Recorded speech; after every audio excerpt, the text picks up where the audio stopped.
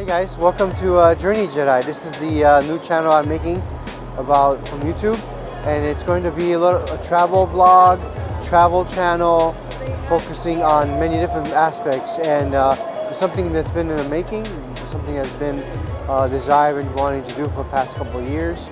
And I've been doing it regularly through Instagram stories. Whenever I travel, whenever I'm out and about, I'm using Instagram stories. But I figure let's try to do a little bit more official, more of a YouTube thing, and see how it works out. The premise of the channel is going to be finding the best things in the city that I'm in, that I'm currently traveling in or I'm living in, and it's going to be related to all things, whether it be food, whether it be museums, whether it be things to do, but related to like attractions and touristic things. It's very excited to put this together for you guys, and we'll see how it goes out. So I pray that you guys enjoy. So I'm currently walking through Times Square. This is one of the iconic locations of being in New York City. A lot of tourists, a lot of people come to see the lights, the billboards, and it's pretty fantastic. Right up next to me you have the ball just dropped over there in 2020. It's February 1st today. And so it's quite a spectacular view. You have all the lights, and it's pretty impressive. So from a New Yorker's perspective, I've been living here for about 5 years, and New Yorkers don't want to come here unless you work here. There are quite a few big businesses here and corporations that have their offices nearby, so they come. But New Yorkers generally do not want to come to Times Square just because of how busy it is and how crowded it is with tourists and people like that. So, but occasionally I like to come here just to check out the people, check out the people, do people watching, and just to see what else is new. And there's a couple restaurants that I like coming to here that it's closer to get to from my apartment than to go all the way down to like lower Manhattan to get to. So yeah, we're gonna walk through a little bit of Times Square. It's not too crowded right now on Saturday night. There's nothing going on. Tomorrow's the Super Bowl, so I bet you things will be out more about here than during the daytime and then. But this is how it is. So just gotta make our way across the streets and make our way through.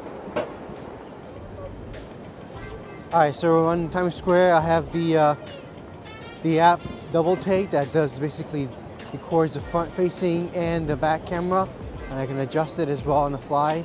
That way you can see me talking to you guys, and also see on the right hand side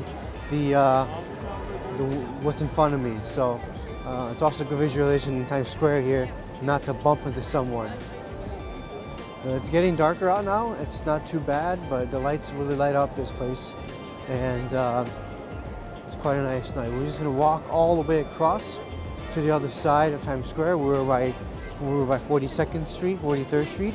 We're gonna go all the way up to like 47th, 48th Street, there where the end of it, where the stair steps are at. So it's quite of a cool thing to see, and I like going through here just to see the people and the people watching, and see any new advertisements and any new shops that come up here, or any new sales in the shops. So quite nice. This is my vlogging style here, going to be from now on. We need to cross the street,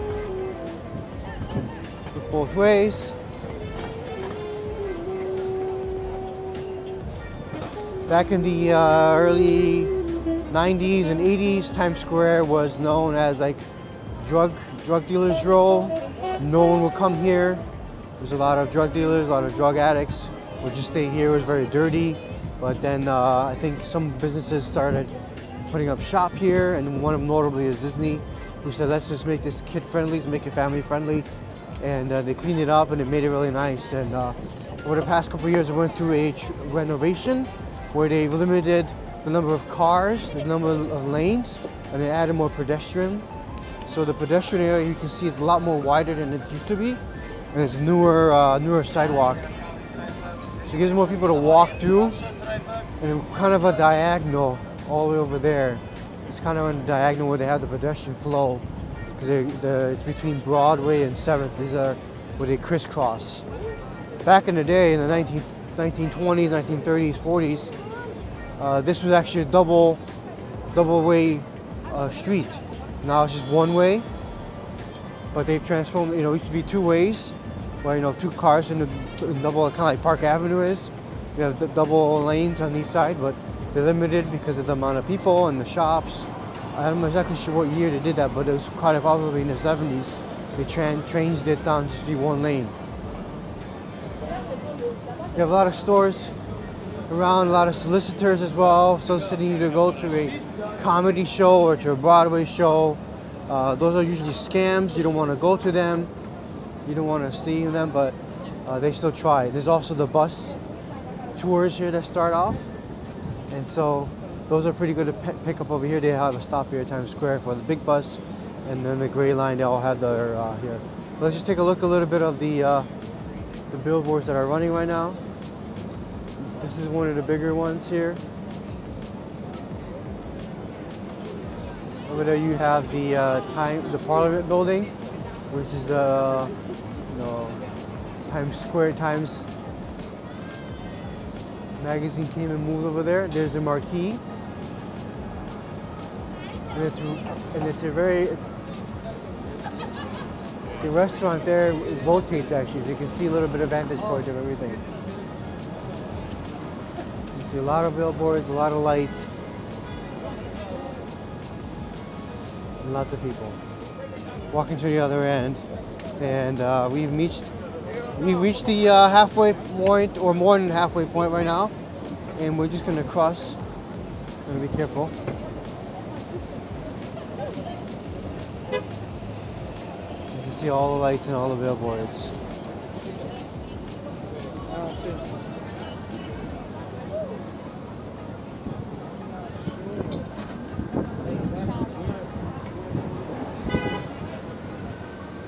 Just give you a little glimpse of the people. Glimpse of the back.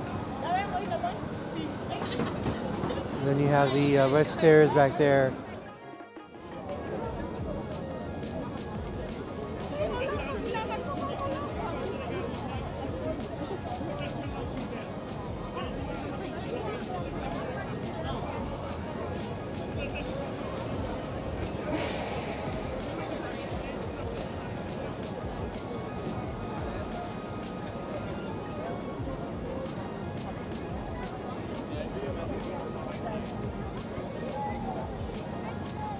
But generally there isn't anything that happens in Times Square that's out of the ordinary without people here, but sometimes they have these displays here like this. It's for people to take pictures in front of. This is, since it's Valentine's Day coming up, it's supposed to be like a heart-shaped type of thing, and people take pictures in front of it. You can just chill around it, most of the pictures, but that's all there is. Not much going on besides the people. No actual events or anything will happen besides the dropping of the ball, which is right over there. You can see when they drop the ball on New Year's Eve.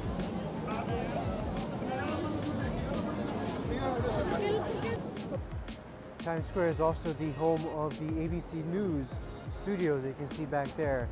And that's where they broadcast the ABC News, the national one. And you might see the backdrop, and the backdrop is Times Square. So that's where you know. And it's also the home of NASDAQ, which is that rounded cylinder-shaped building there. The NASDAQ market is in there.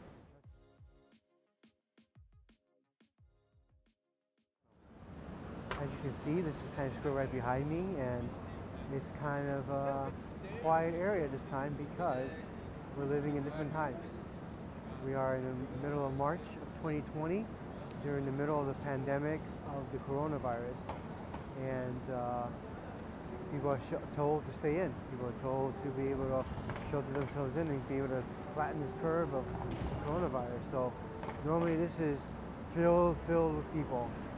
Never did I see this Times Square being like this empty, with the exception of one day on when there was a big snowstorm back in 2016 in February.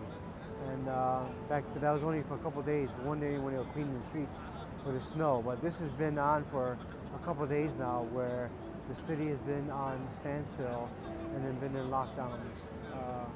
So it's kind of interesting times to live, and just wanted to show you a little bit of like perspective of how things work. So this is going to be an interesting journey that we're going to do, but stay safe, stay healthy.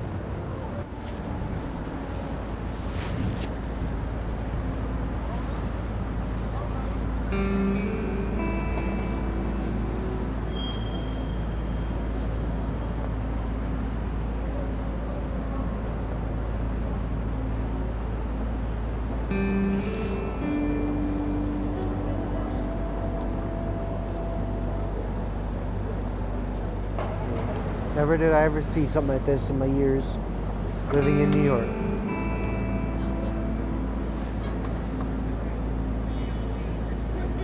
It's been a tour of Times Square. I hope you enjoyed it. Get to see a little perspective and learn about what it means to be here in Times Square. So hope you guys liked it.